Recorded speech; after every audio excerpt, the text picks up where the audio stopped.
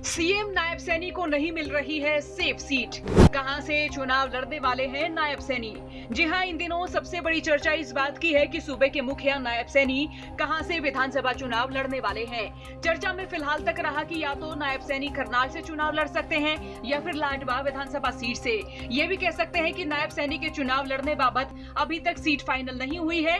करनाल और लाडवा दोनों सीटों पर सर्वे के आधार पर फैसला लिया जाएगा। तो कह सकते हैं कि नायब सैनी फिलहाल सेफ सीट ढूंढ रहे हैं। करनाल की बात करें तो बीते सालों में करनाल को सीएम सिटी के तौर पर जाना गया।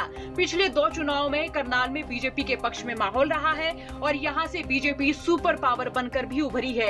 अगर करनाल में नायब सैनी चुनाव नहीं लड़ते हैं तो सीधे तौर पर यह संदेश जाएगा कि बीजेपी को हार का डर रहा है, क्योंकि करनाल में कांग्रेस भी घेरेबंदी पर लगी हुई है और माना जा रहा है कि करनाल से बीजेपी के पास नायब सैनी के अलावा भी कोई बड़ा चेहरा नहीं है।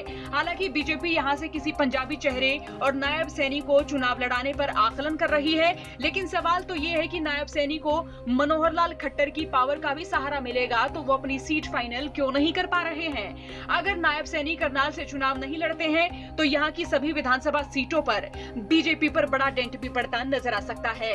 नायब की करनाल से शिफ्टिंग बीजेपी के लिए फायदेमंद साबित नहीं होती नजर आ रही है। हालांकि बीजेपी के आकलन से नायब सैनी के लिए सबसे महफूज सीट लाडवा मानी गई है। हालांकि यहाँ वे अपनी सांसदी के दौरान कुछ खास काम नहीं कर पाए हैं तो लाडवा में उन्हें भी जीत के लिए पेच फंसता नजर आ रहा है। अब नायब सैनी करनाल और लाडवा दोनों सीटों में से किसी भी एक सीट को फाइनल नहीं कर पाए हैं और बीजेपी के आकलन के हिसाब से भी कोई फाइनल रिजल्ट नहीं मिला है।